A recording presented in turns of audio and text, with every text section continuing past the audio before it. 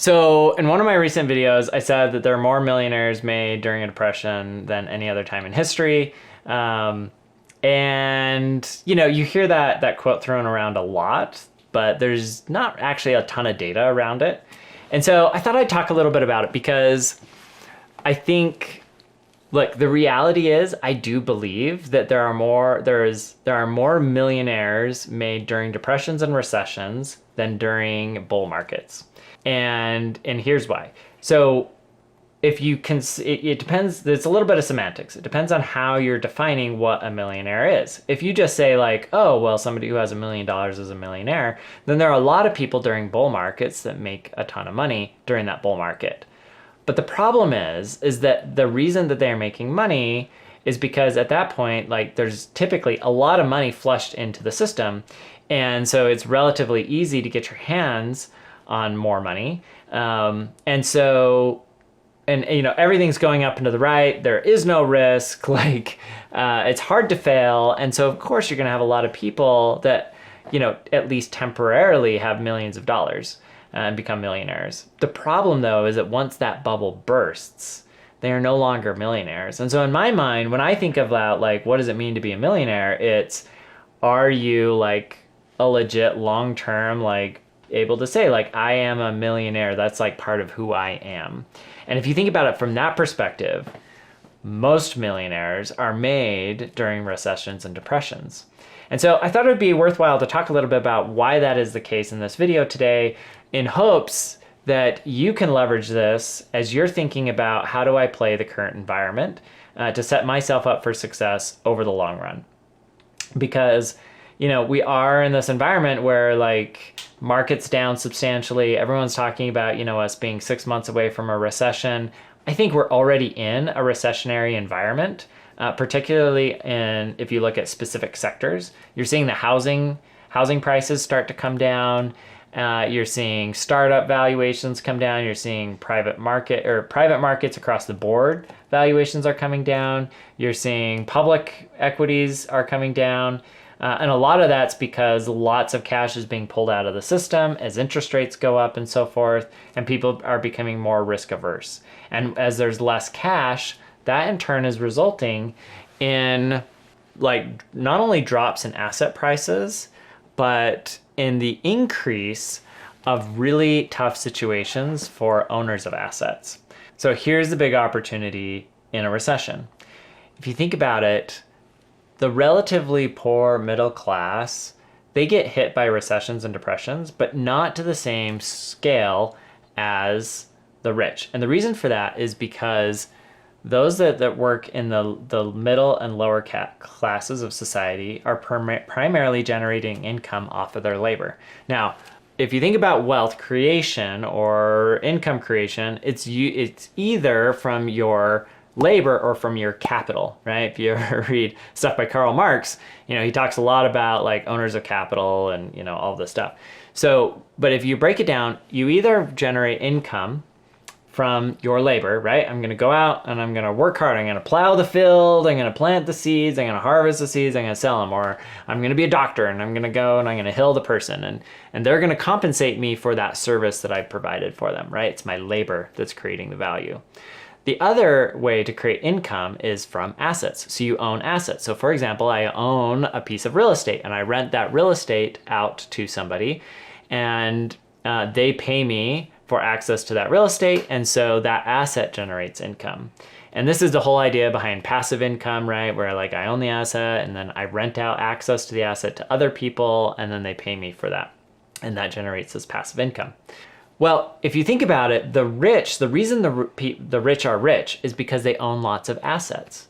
It's not because their labor is so valuable. I mean, it's even if you're the most amazing doctor in the world and you get paid millions of dollars, you're never going to be Jeff Bezos and be worth $1 trillion, right? Because there's just not enough hours in the day to perform your labor and get paid for it. And so if you want to become super rich, you got to buy a lot of assets. You need leverage, right? So the super rich, they own lots and lots of these assets. Those assets drive income back into their pockets. Now, the challenge is that during a bull market, those asset values go up, up, up, up, up, up. And it makes it really challenging for the poor and the middle class to get access to these assets. Now, there's been a lot over the last few years to democratize access to these asset classes, but nonetheless, like as asset prices rise, it becomes really hard for the low and middle class to get access to those assets to break into the realm of the wealthy. However, what happens during a recession or during a depression is that asset prices collapse. Now, labor will also typically take a hit, but it doesn't take as big of a hit as asset prices do.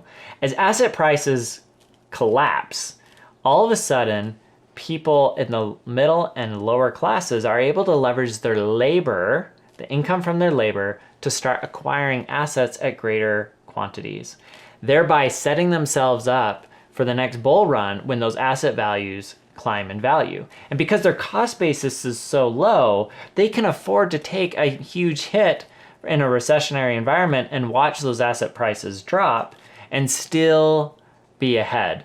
Because typically the way it goes is it goes up, and then we have a recession, and then it goes up even more, and we have a recession. But even then, you're still up higher even after it comes down, as long as you're prudent in terms of what you're investing in. Now that brings me to where the real opportunities are. So one, if you're in the middle or lower class, get as much education, invest in yourself, build up like your ability to generate income off of your labor. Then the key is take the money that you're generating off your labor and use it to buy assets. Now, the best opportunities are the other things that occur during a recession. So like I said earlier, asset prices rise because lots of people there are a lot of people that have money that are buying those assets. That pushes asset prices up. During a recessionary environment, people are pulling back. They're not investing as much. They're not willing to take as much risk. What that means is that if you get in a tough situation, and it could be your own fault, but it could be totally external to you, and you're forced to sell assets, there aren't as many buyers for those assets, and so the price comes down. And not only does it come down, but in many cases it can come down by an extreme amount. I'll tell you a story. So one of my friends lives nearby me. During the last recession, during the financial crisis, he bought his house. His house is beautiful. It's amazing. It's a multi-million-dollar property. And, he's done some work on it for sure and helped increase the value. But most of the value that he's made in that house has been by buying at the right time. So what happened was he bought it from this business owner, and that business owner was in a very tough spot where he had bought the house, built it up, made it beautiful, blah, blah, blah. But then his business failed. He was getting divorced, I think, all kinds of things just kind of hit him at once. He had to liquidate the house. He sold it. He had to get out from underneath it as fast as possible. So he ended up selling it at a massive loss to what he had invested into it so that he could pay back the loans to the bank and get out of it. So my friend came in and he bought it for an incredible deal at the time. It's now increased probably close to 5 or 6x. And all of that because he had cash, could move quickly, and knew when to jump on that opportunity. Robert Kiyosaki says that the deal of the decade happens every week. And I think that's 100% true. But during a recession or depressionary environment, deal of the decade happens every hour. You don't always hear about them, but the people that are well positioned with cash to move quickly on these opportunities are the ones that are those that ultimately benefit. They're able to buy these assets at extremely low values, much lower than what you're seeing on the general market. So for example, if you go onto Zillow and you're looking to buy real estate, so you go onto Zillow and you look at what's available, and stuff's been kind of sitting there for a while, those are not the deals. The deals that occur are somebody dies in the family and they have the dad dies in the family and they have to sell the property immediately. And so you have a relationship with them and come in and buy it very quickly for a lot less than it would be sold for on the open market because there just isn't time. So those are the types of deals that you want to ultimately look for, which is a little bit sad that some of the best deals occur when there's tragedy, divorce, death, etc. The other opportunities that also exist are when companies or businesses or assets or whatever have some challenges, right? We looked at this one house and kind of wish we had bought it, but the house smelled like cats because they'd had a ton of cats in it that had like peed all over the floors and carpet. Ultimately, great house, and one that, like, if we were in a different situation, like, we should have bought it and then just remodeled the whole thing and sold it. The people that did that like doubled their money in the course of like 6 months, right? So those types of opportunities exist. And when markets collapse, there's a lot fewer buyers, and so things that have a lot of work tied to them, right, some more additional hair or risk on the deal, those get even valued even lower, right, because they're perceived as being more risky in an environment where people are risk averse. So if you want to take advantage of this current market and also where things are going, I would say, like, pick the markets, the assets that you're really excited about and really interested in, and start like being in the market, seeing what deals are out there, talk to people, just start looking at deals. And what you'll find is if you're in the market, you'll be able to identify when the really great deals pop up so that you can move quickly. The other thing is, I would say, is to conserve cash as much as possible so that you can be liquid, so you can get in and out of these deals as quickly as possible. Ultimately, I think there are going to be a lot of really great investment opportunities for those that are prepared and ready, and those that are knowledgeable on what's going on and have access to great investment opportunities. Not just in real estate. I've talked a lot about real estate because I think it's like one of the easier assets to like conceptualize.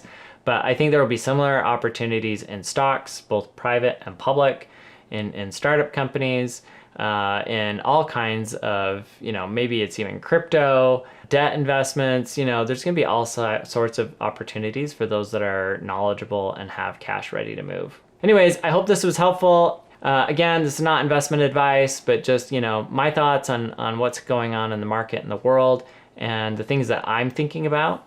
And hopefully, it's beneficial from an entertainment or educational purpose only. If you enjoyed this video, be sure to check out some of my others about current events, like, is the US economy collapsing before our eyes? Thanks for joining.